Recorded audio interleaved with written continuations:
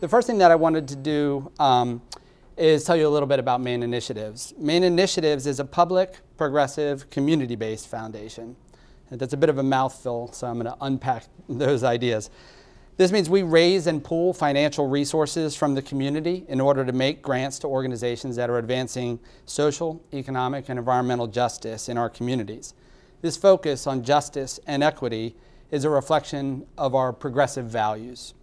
Another essential piece of our progressive values is our belief that each of us has a unique and indispensable contribution to make to the vision and reality of justice in our community. Not just wealthy folks or donors, but all of us. For this reason, we are committed to the broadest range of participation in our work. We are committed to being a radically cross-class and cross-cultural community-based foundation. This commitment is not purely philosophical, it's also practical and pragmatic. A foundational premise of our democracy is the notion that all people possess a unique endowment of knowledge, wisdom, experience, and values that are indispensable to our pursuit of the collective good. And it is only through the mobilization of all of our individual and collective assets and resources that we achieve our full potential as individuals, as communities, and as a nation. For those of us working in philanthropy, we have long understood that the practice of philanthropy is a unique and uniquely important way in which individuals can engage their private values and resources in pursuit of the common good.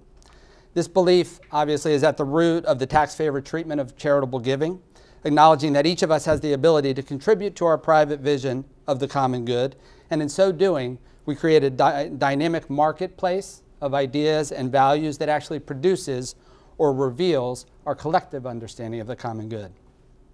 For many of us in progressive philanthropy, however, we have long wrestled with the idea that the practice of philanthropy overvalues the role of money as the primary means of change, and the reality that it certainly overprivileges the voice and the vision of those who have money in our conversations about the collective good. My experience, my personal experience, is that we as grant makers all come eventually to have a healthy skepticism, whether we admit it or not, about the true power and primacy of money in bringing about change. In some areas, of course, nothing advances the ball like money. In disaster relief, for instance, money moves mountains, sometimes literally. However, the power of money on issues of justice and of equity is less immediate and less obvious. And I would say in recent years, the rapid growth of philanthropy, and in particular private philanthropy, has permitted many good things, but it has raised questions for us about whether philanthropy is contributing to the strengthening of our civic and democratic life, or if paradoxically, it is actually undermining our ability to come together as an increasingly diverse community. Over the past 2 years, Maine Initiatives, as a public community-based foundation, has engaged in a conversation both internally and with our broader community of donors, grantees, stakeholders, and community allies about how our practice of progressive community-based philanthropy, not just to whom we give our grants, can get to the root of our civic purpose and serve to strengthen the democratic essence of our life. As a result of this process, we resolved to radically rethink our practice of philanthropy. Rather than understand our grant making as primarily a financial transaction, we resolved to pursue a practice of community-based philanthropy that would embed the financial transaction of the grant in a framework of community engagement and participation, creating opportunities for individual and collective learning, and strengthen and deepen the reserves of social capital in our community. To this end, we introduced 3 specific innovations to our work. We designed and implemented a radically participatory, community-based grant-making process. We focused our grant-making on the specific theme of advancing racial justice and equity, and we adopted a cohort approach to our grant-making. So today I'm going to briefly delve into how and why we chose to pursue these specific innovations. Then I'll tell you what we did, what happened, and what we learned as a result. So the first major innovation that I want to discuss is our thematic focus on racial justice. This is not, I would say, an obvious grant-making theme for a small community-based foundation in the state that is often cited as being the demographically whitest state in the country. So the story of how we came to prioritize racial justice and equity is an important one. The short answer, which is always incomplete, is that it was a high priority among our stakeholders, and among the highest priority issues, it was one that offered what we felt the greatest opportunity for making an impact with our small resources. The slightly longer answer is this. In the fall of 2015, I was the new executive director at Maine Initiatives and wanted to have the opportunity to hear from our stakeholders, donors, grantees, and community partners about their priorities for our grant making. So we conducted an outreach initiative that we called Maine Insights. It was a series of facilitated, slightly stylized community conversations held around the state in which we asked our stakeholders to articulate and prioritize the interests and opportunities that they saw for our grant making. It was essentially a series of facilitated focus groups. The issues of racial justice and equity emerged as a top priority in this process. It wasn't the top priority. That was economic justice. And it wasn't the issue that people were most fervent about. That was climate change. And there were many other issues besides that we heard about. We heard about transgender equity, women's rights, tribal sovereignty. But racial justice and equity were issues around which we identified some unique challenges and obstacles which we saw as opportunities for us as a small foundation to have outsized impact. For instance, on the philanthropic side, we found that there were clear market gaps around racial justice, both on the grant making and the grant seeking side. So there were very few funders and even few nonprofit organizations for whom racial justice was at the center of their programmatic focus. This was not true for economic justice. In Maine, there are organizations, coalitions of organizations, funders, and coalitions of funders for whom economic justice is at the center of their work. And the same is true for climate change. Organizations, coalitions of organizations, funders, and coalitions of funders working specifically on issues of economic justice and climate change. So what does that mean? That means if I want to seek grants or make grants around issues of economic justice or climate change, there are obvious places to turn. The same is not true for racial justice. On the individual side also, we observed that within our own progressive, predominantly white community, there were several key problems, common obstacles or impediments that limited or inhibited people from becoming engaged on issues of racial justice and equity in the community. And we did a lot of talking and thinking about this, and we understood these obstacles to exist on a sort of continuum, and so I'm going to unpack each of these, going from sort of more rudimentary to more complex. The most basic problem was a problem that we called the ownership problem. And even within our own progressive community, there exists a sense among some people in our community that racism and racial injustice are primarily the problem of a few bad apples, racists. From this perspective, the problem is to fix the racists. We call this the ownership problem because it limits the role non-racists have in fostering and advancing racial justice in our communities beyond rooting out racism. The logic, such as it is, goes something like this. If the problem is racists and I'm not a racist, I'm not part of the problem. And if I'm not part of the problem, I can't be part of the solution. Sort of the most basic objection that we heard to doing something about racial justice. Moving along the continuum, we come to what we call the agency problem. The agency problem is this. Even for individuals committed to advancing racial justice, the issues of racial injustice and racial inequity are perceived of as original sins of our nation, far beyond the ability of any one individual to address. Faced with the seemingly immovable part of our social, economic, and historic fabric, the question becomes, what is one person to do? For many people in our community, there appears to be no clear role, what we call a place of purchase, for engaging on issues of racial justice and equity. And this is a type of social paralysis that also leads to inaction.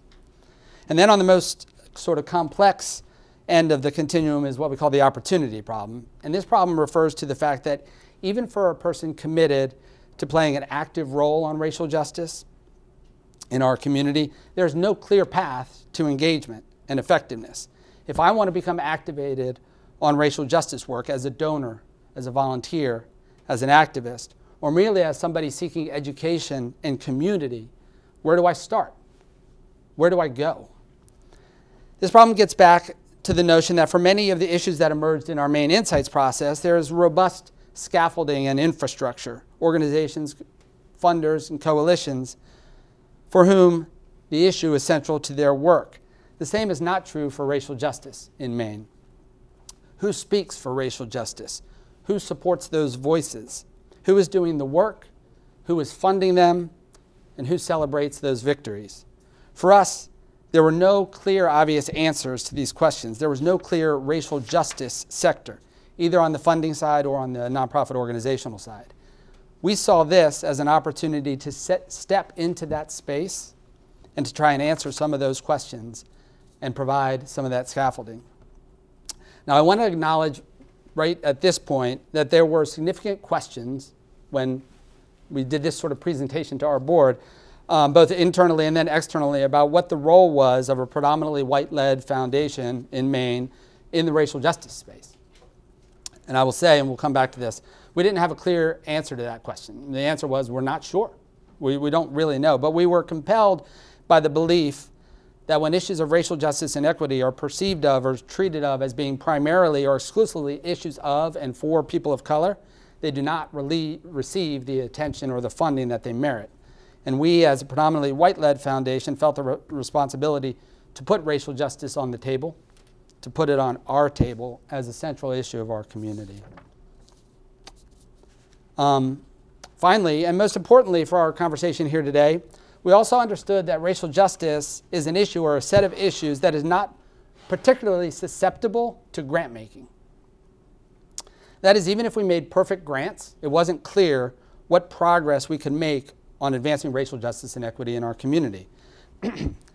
This is another important distinction between the issues of economic justice and environmental justice on one side and issues of racial justice and equity on the other. There's a clearer path, I would say, to effective grant making to advance economic justice or climate change than there is for racial justice. Why? Because issues of racial justice and equity are fundamentally relational.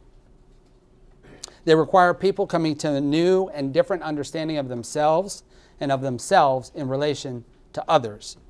So through this analysis, we accepted that we had a role to play and a contribution to make to racial justice and equity in Maine, but we still had a lot of practical questions, such as what is the role of philanthropy in advancing racial justice and equity? And specifically, what is the role of community philanthropy in this process? How can the process of giving away money foster new and different ways of thinking about and relating to each other? And so we sort of had this framing question for our work. Can we design and implement a grant-making process that would foster transformational change in the way our community, all of us, individually and collectively, understand ourselves and our relationships to each other? So no small goal here. And that brings us to the second major innovation in our work, our radically participatory grant-making process. So the impetus for a radically participatory grant-making process was rooted in our progressive values, obviously, and our commitment to transparency, accountability, and democratic decision-making.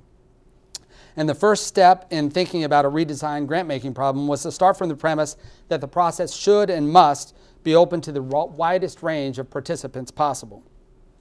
Now, to be clear, we knew, starting from this premise, we were embarking down an untrodden path, shall we say. We were doing something that was deeply countercultural in philanthropy, given that the default practice of philanthropy is exclusivity. Typically, only a few select individuals are privileged enough to be at the decision-making table regarding grants. And that privilege hews quite closely to other forms of privilege in our society: white privilege, economic privilege, male privilege, etc. We have observed this at Maine Initiatives in our own grant making. Out of a community of over 500 individual donors, typically a maximum of 10 to 15 individuals have traditionally been invited to make the grant making decisions. And this puts a great quotient of responsibility and power in the hands of a small number of people. And those who have been invited, historically, were often, typically, people who already possessed other forms of power, say financial or social capital or both, within our community.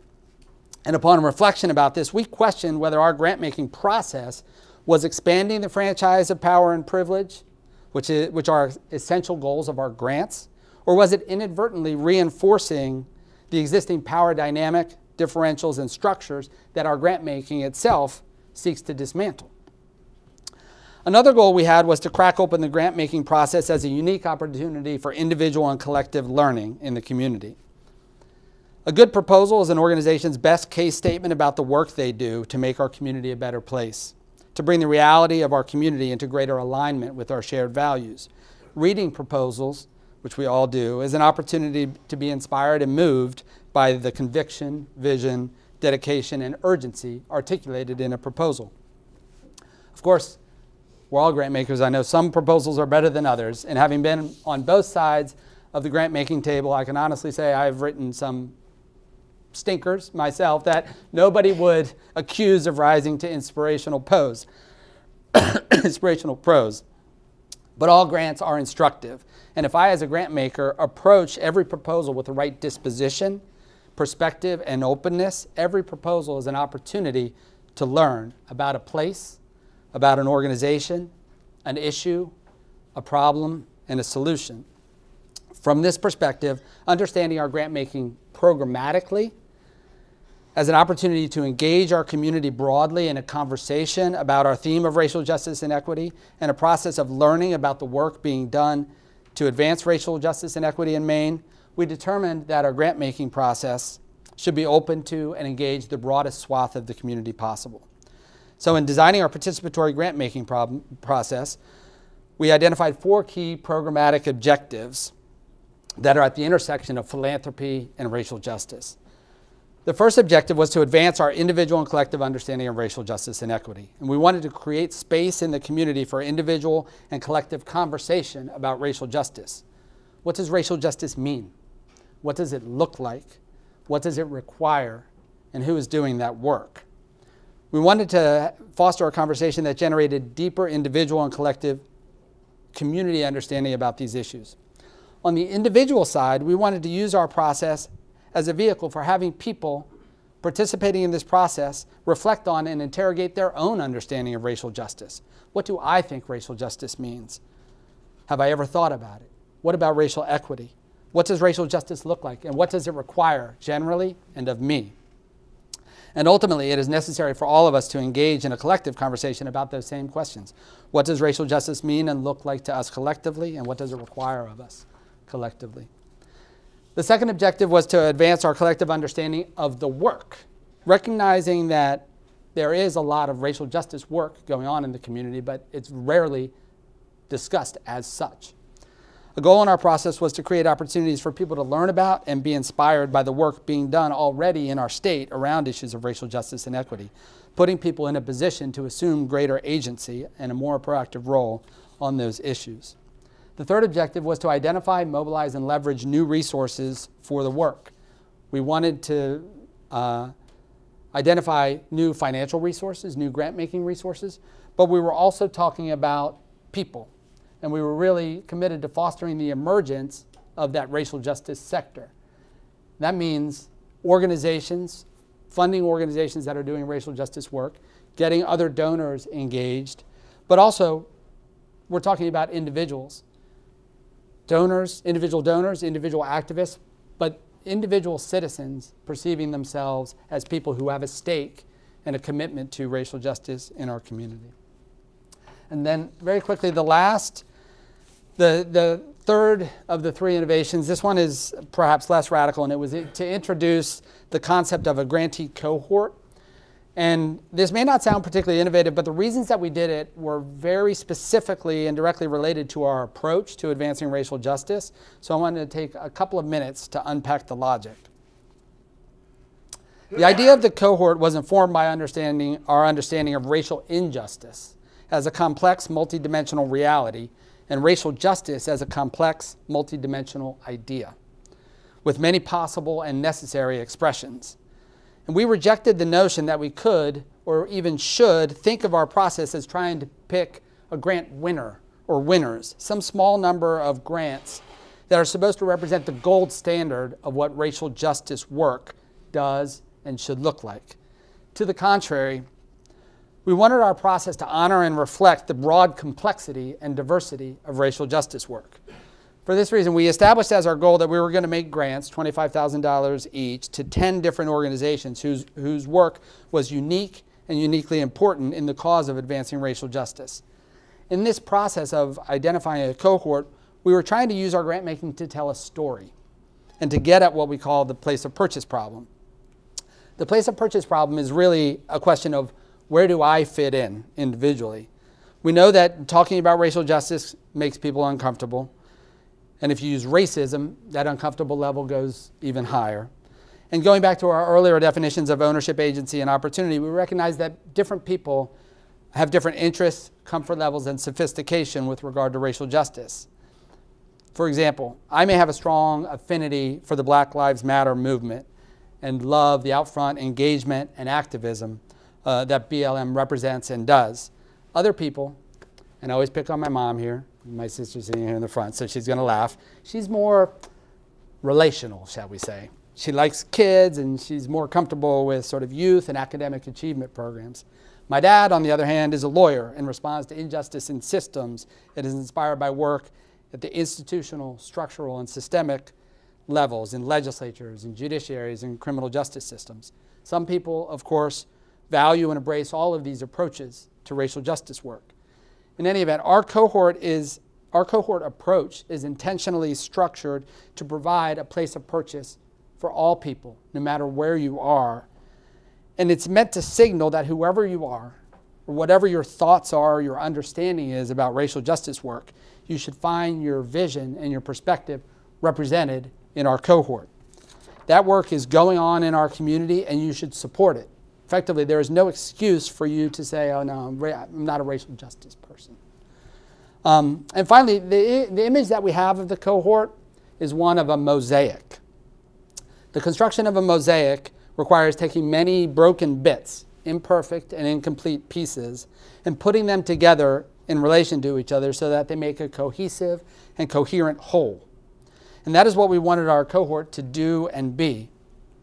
Each specific organization would contribute a unique and indispensable piece to our collective shared vision of racial justice and racial justice work in our community. It wouldn't be perfect.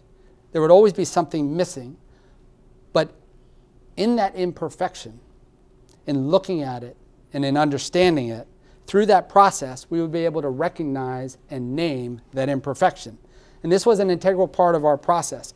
Our cohort is intended to be an answer, our answer to the questions of what does racial justice mean in Maine? What does it look like? What does it require? But this answer isn't definitive, it's iterative.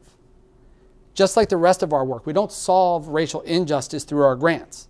We don't come to the definitive definition of racial justice through our grant making.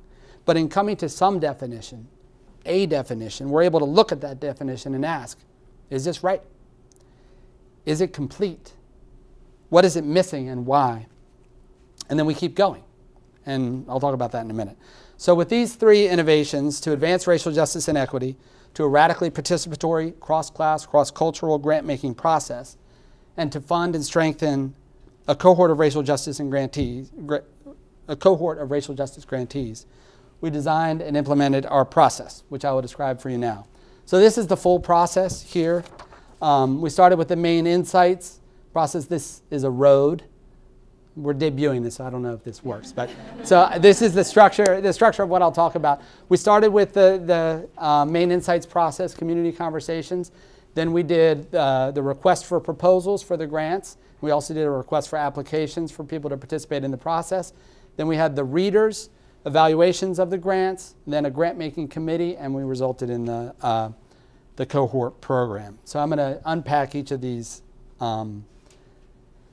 pieces very briefly. So the first thing that we did was issue, so we did the Maine Insights, I told you a little bit about that, and the first thing that we did was issue the RFP, which was the request for proposals. But before I talk about the request for proposals and what it looks like, let me take a step back and say that when we ultimately decided as a board and staff that we were going to orient our major grants program around racial justice and equity, the board asked us to come up with a definition, right, of what racial justice and equity look like? If we were going to issue an RFP asking for proposals from organizations working to advance racial justice, we needed to offer some sort of definition of our terms. What do we mean when we say racial justice and equity? My response at the time was, we don't know. That's the whole point of this process, to use our grant-making process to figure out what we mean when we say racial justice. Now, at the risk of being a little bit glib, I thought that was both technically correct and pretty clever, because we're submitting this to the community. They, on the other hand, and by them I mean my board, they said that's a cop-out.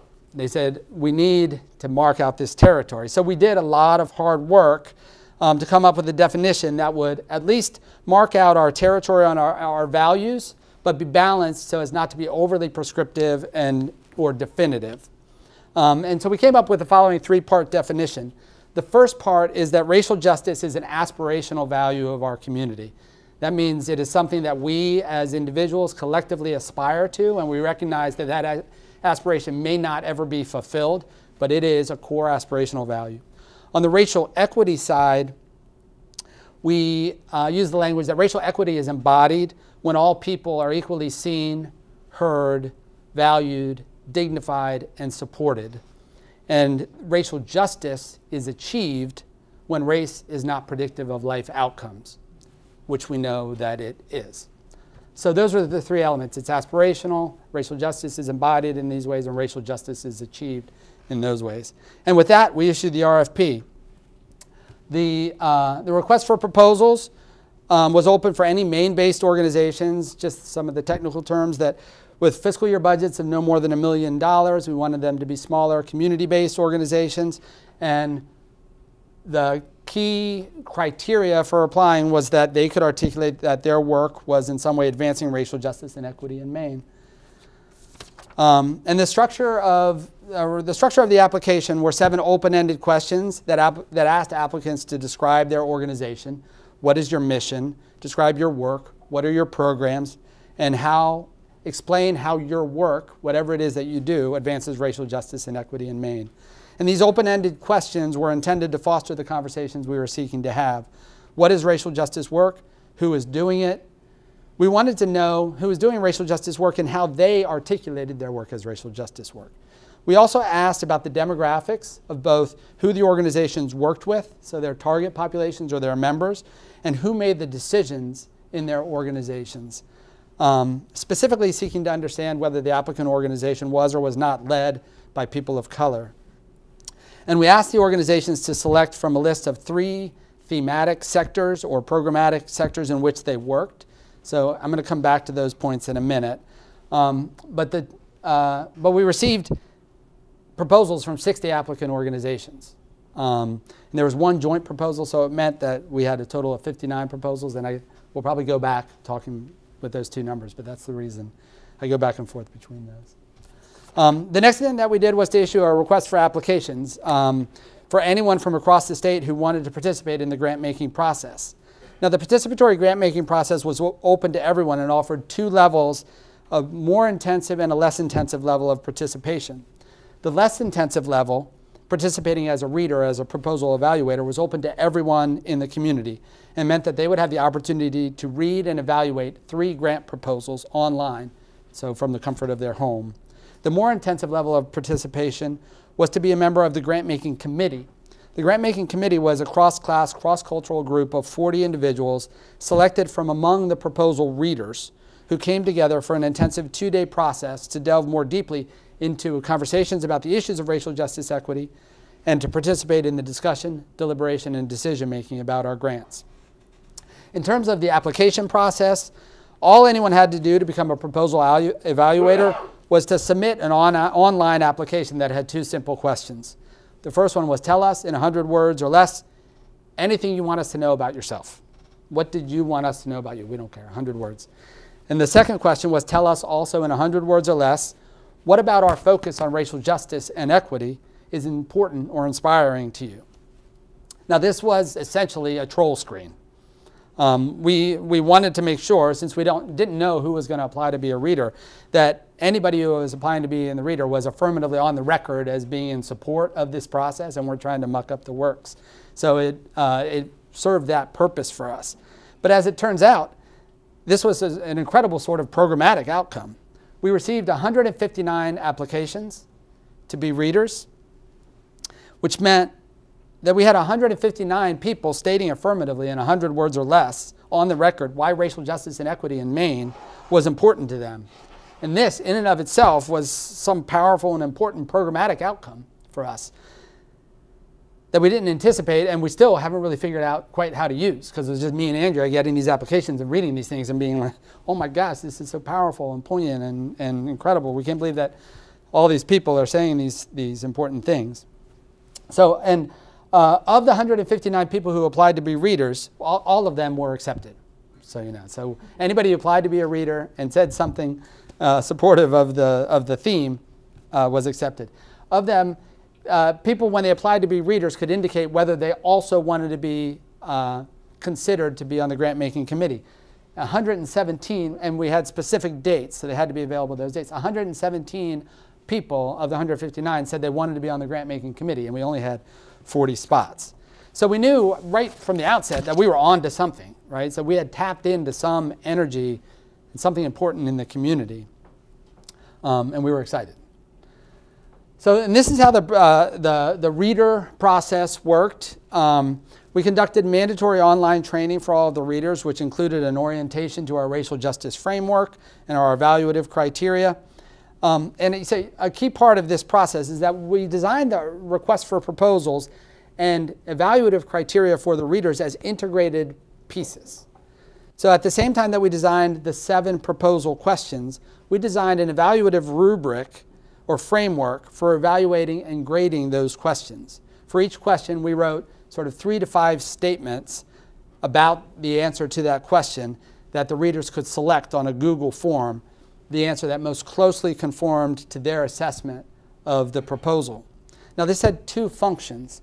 First, it was meant to help the applicants understand the criteria that the readers were going to use in reading and evaluating their applications, and we encouraged the applicants to use that evaluative criteria. We issued the request for proposals with the evaluative criteria and said, here are the 7 questions, and here are how the readers will review those questions.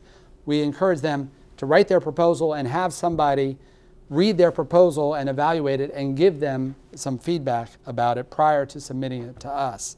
But the more important for us in terms of the process, the more important purpose of the integrated evaluative criteria was that we needed to devise a way to allow disparate people who had never met from all across the state to read the same proposals and give us useful feedback.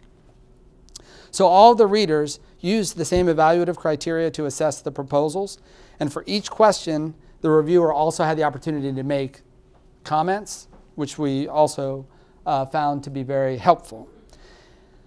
Once all of the evaluations were in, we took those evaluations, the reader evaluations, and we converted them to numeric scores. And this is a much longer conversation, so I'm going to just highlight how we did that. Each reader evaluation was converted to a possible score out of 100. Then we, so given that we had 159 readers and 59 applications, this meant that each application was read by a minimum of 7 individuals, read and scored.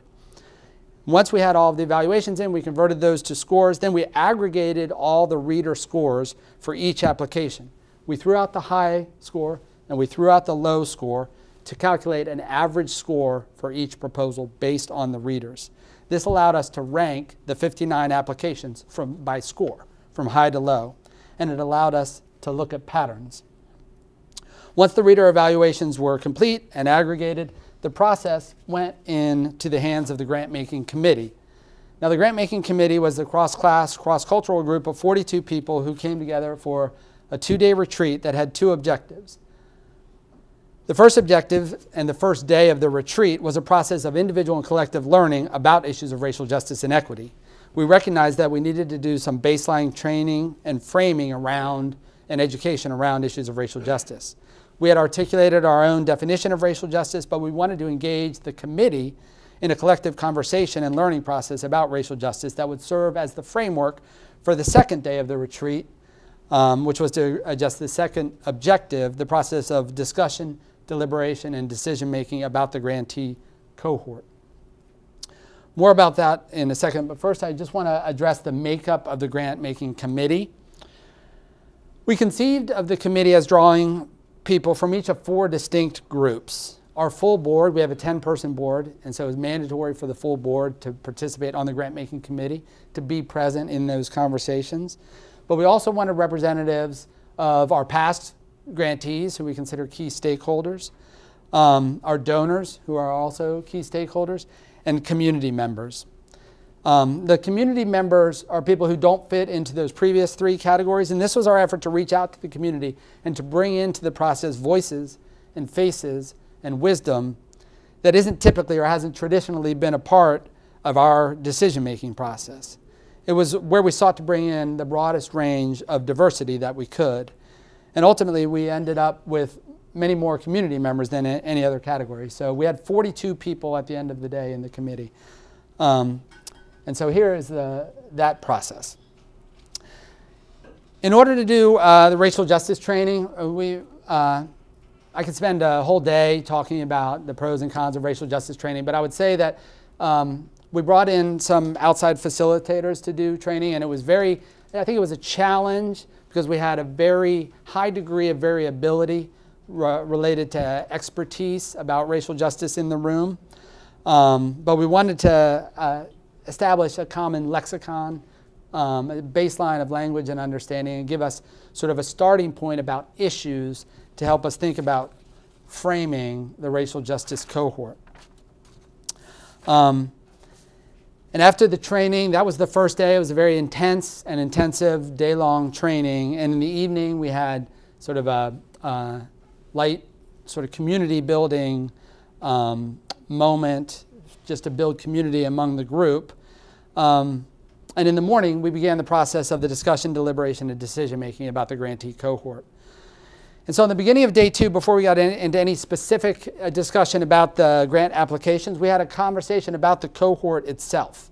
And this was, the question at this stage was, what are the qualities that must be included in the cohort for it to be complete? Considering the workshop and the conversation from the previous day about racial justice and racial injustice and racial inequity, what are some factors or characteristics that we want to be sure our cohort reflects? And we had people name those, and we put those up on a wall. Budget diversity, we want to make sure we have people of color-led organizations, geographic diversity around the state. We want to make sure that we're naming and supporting organizations that are typically either invisible or ignored in our mainstream community. Youth was a high priority. Then we conducted an exercise that allowed the committee members, all of whom had read at least 3 proposals, to get a fuller sense of the applicant pool as a whole. We had a situation where every committee member was very familiar with 3 specific proposals, the ones that they had read, but nobody had a sense for the full applicant pool. So we did a series of participatory exercises that was designed to allow them to get a sense for the applicant pool in a very tangible and visceral way. And to understand what we did, let me just explain that in the application process, we had asked each of the applicants to indicate 3 programmatic sectors in which their organization worked. And we also had geographic information, budget size information, and the average reader score for each organization. So we made these prepared cards, this is an actual photo, that had all that basic information on it for each applicant. And we also put on each card an icon that was not labeled, which indicated whether the organization was white-led, that is, that senior staff, board, and or membership was predominantly white, or people of color-led, but we didn't tell them what that icon meant. Then we put a number of different charts up on the wall that allowed them to sort the applicants by 1 or 2 of the variables. We asked the committee members to put the cards up on the wall themselves and interpret what they saw. For instance, we put a chart on the wall that had 3 different geographic regions. And when they sorted the individual applicant pieces of paper, they were able to see that 50% of the applicants came from Cumberland County, which is where Portland is. And 25% of the applications came from Androscoggin County, which is where Lewiston-Auburn is, which is the second biggest city. And only 25% of the applications came from the rest of the state. So they could just, we could have told them that, but they just saw that immediately. But the most important, the reason I'm explaining that is the most important part of this process came when we did an exercise with a chart that had the budget size on the left axis and the reader scores on the y-axis. And we asked them to distribute the cards according to those two variables. Once they had done that, we revealed the meaning of the white-led versus person of color-led icon. And with this variable, and we asked them to interpret what they saw. With this variable, they could see several things. It was almost immediately obvious that at the top end of the budget scale, we're all white-led organizations.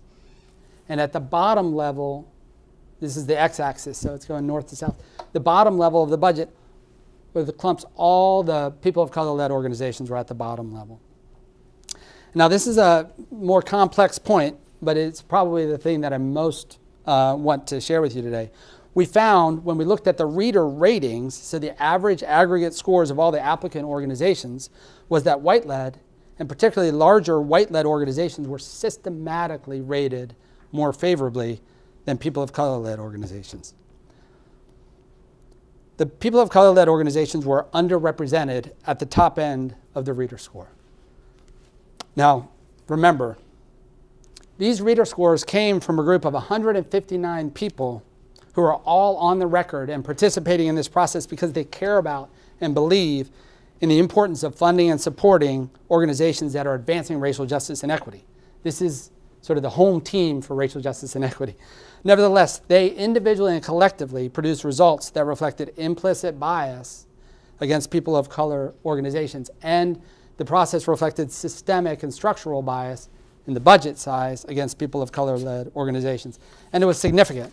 To illustrate, just very quickly, if we used only the reader ratings and the average score of the reader ratings, only 5 people of color-led organizations would have been included in the cohort.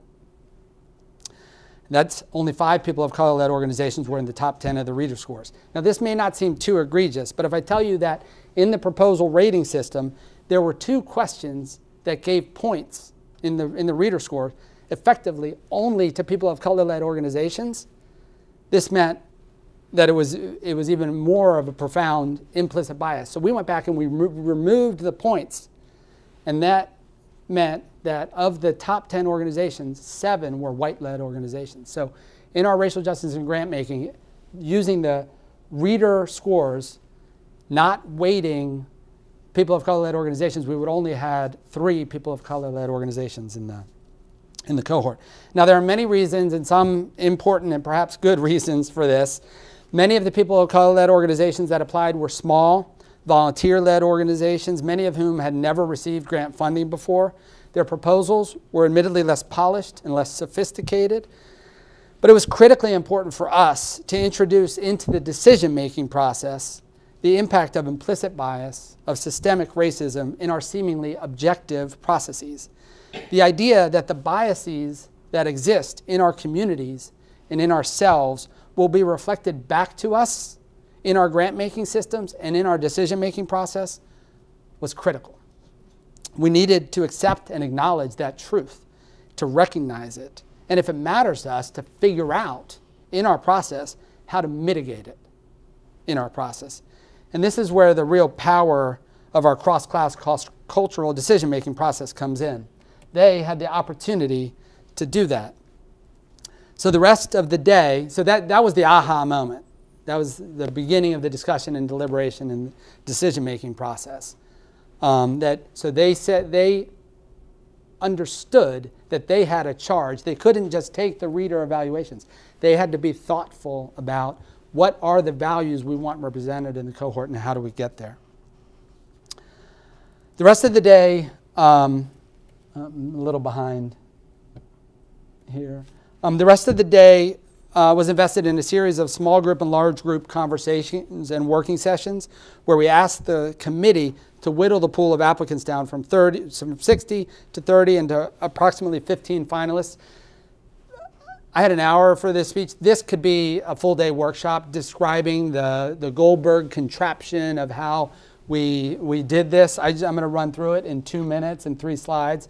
But I'm happy to talk in as much depth as you want about how we engaged people in different groups in an individual, collective, and then group conversation to come to the decision. The mechanics of it are pretty wonky. But the quick summary is that we broke the committee into thematic subgroups, and each subgroup reviewed and ranked proposals in that subgroup. So if there were 5 applications from tribal organizations, there was a subgroup that read those and discussed those and put them into 3 categories: fund, maybe, or no.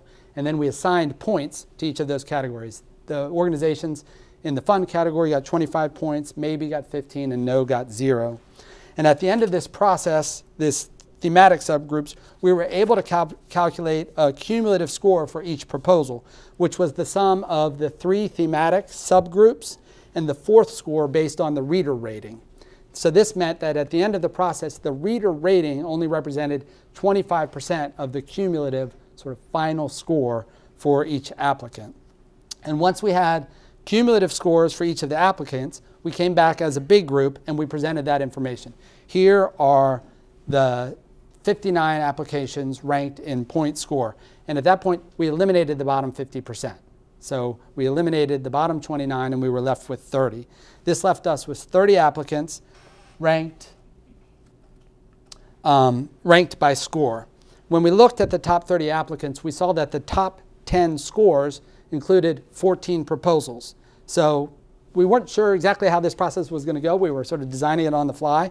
So that group of 14 top 10 scores became our initial finalist group, and we set them aside. So now we had 2 groups, 14 finalists and 16 non-finalists. At this point, we have the full group. We took a pause and asked the group to look at those 14 finalists and consider the broad cohort criteria that we had discussed and that we had identified at the beginning of the day to see if there are any specific criteria that was missing from the finalist pool. With that in mind, and to give the committee members the chance to intervene in the process if they thought something was going awry, we gave the full group, any individual member of the committee, the opportunity to make a case for including any of the 16 in the top 30 who weren't considered finalists yet in the pool as a finalist based on any criteria. They could speak on behalf of that applicant, and then the full committee would vote as to whether the applicant would be included in the finalist pool or not. We had 6 people nominate organizations, and 2 of those were approved, which left us with a finalist pool of 16 organizations from which we needed to select 10.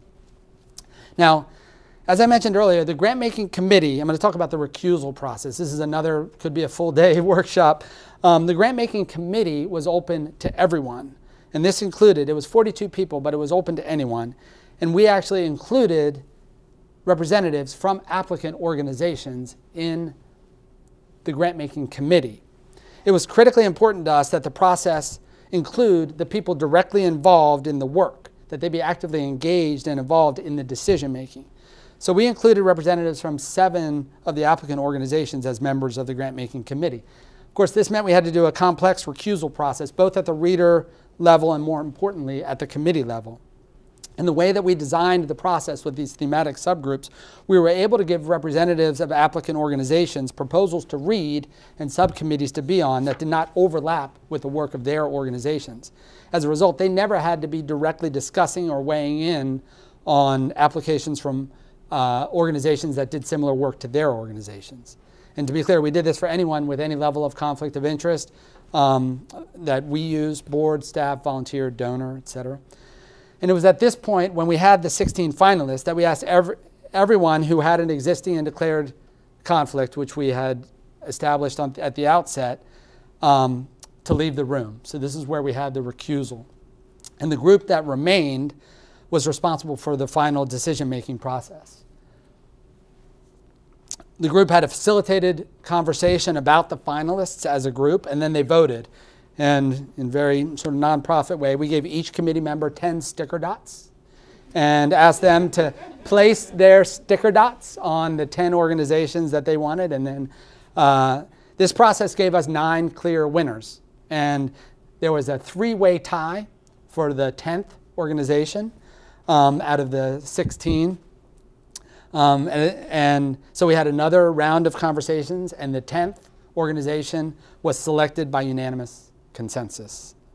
And at this point, we brought the committee back together when we revealed the cohort, and these are the groups. So what didn't go as we expected? There's a couple very quick things and 2 less quick things that I want to highlight before I finish. The first was the racial justice training. We learned a lot in that process. It was too basic on some level, and it was too disconnected. It was on day 1, and then we had day 2, the decision-making process. It was too disconnected from the discussion, deliberation, and decision-making process on day 2. We need those processes to be more integrated, and we're going to do it differently this year. Some of the proposal questions and some of the evaluative criteria didn't work.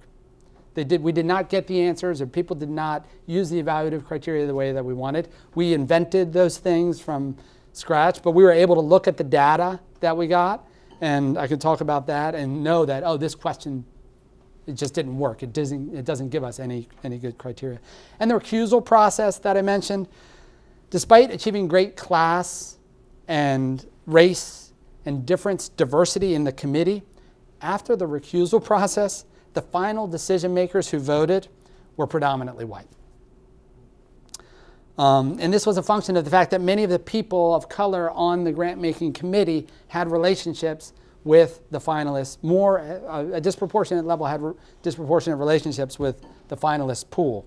And this created significant discomfort for Andrea and I as facilitators, but for the people who were left in the room and for the people who left the room. We had this incredibly dynamic and participatory cross-class, cross-cultural, but at the end of the day, when the votes were made, it was a predominantly white group.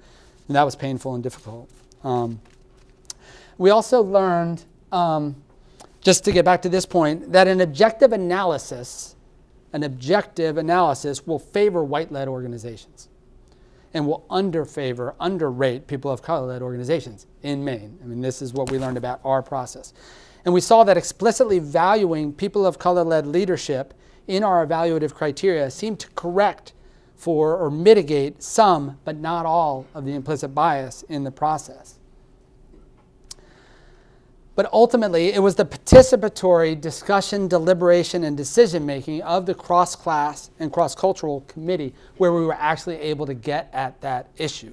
We could name it and say, this is what we see. Is this what we want our process to reflect? And if not, what does that mean and what do we do about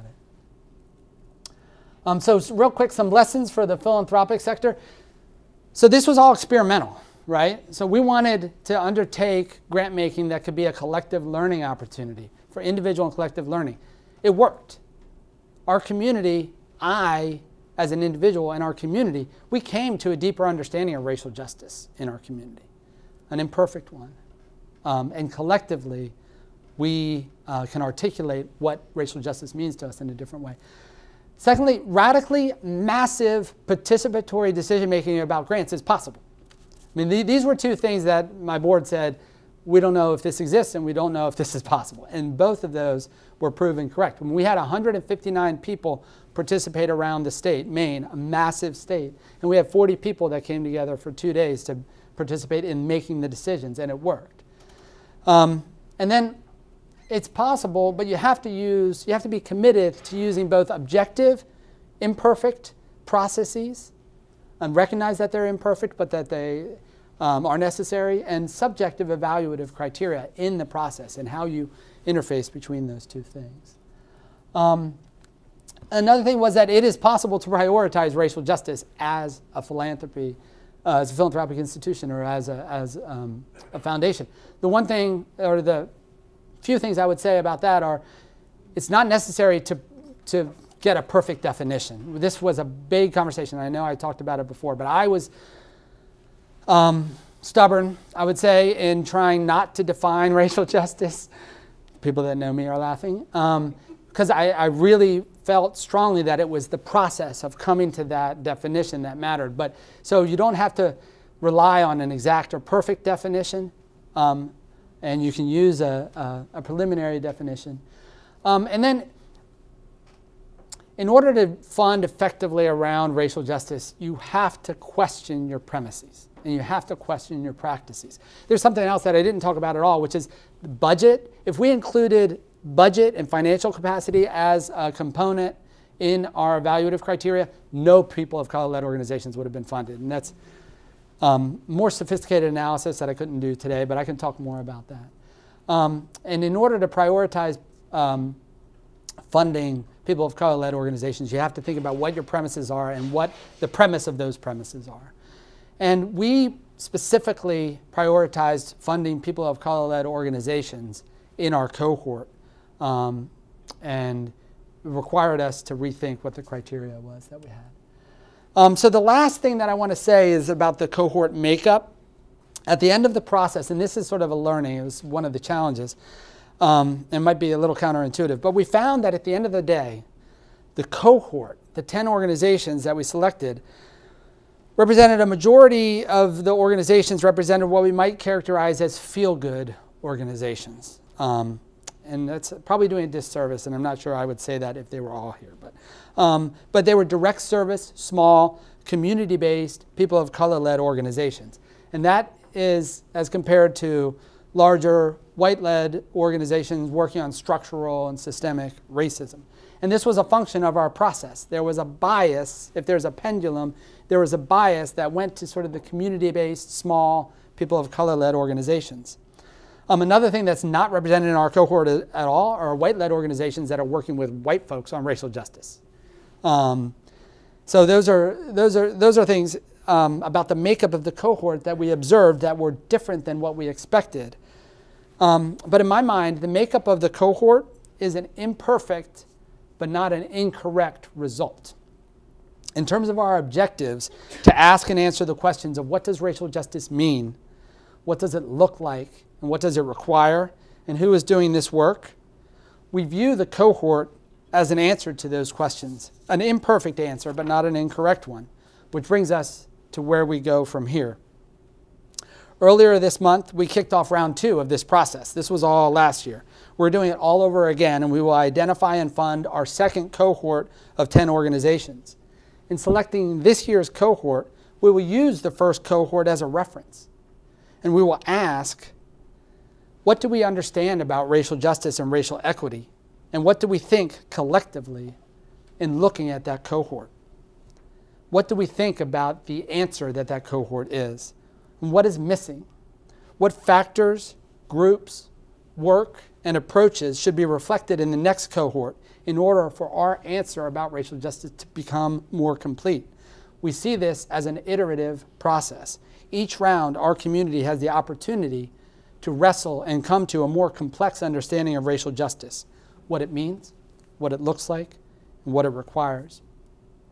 And in so doing, we build our capacity to identify and see the organizations that are doing that work, and we create increased opportunity for us, individually and collectively, to support it. Because that is how we think justice and equity happens. All right, so there's a lot more that I can say and that I would like to share, but I realize that that's a lot already. So I'm going to stop here. Yeah, I'm going to stop here. I am. Thank you. Thank you for your interest, and thank you for inviting us. Thank you all for coming. We appreciate you being here.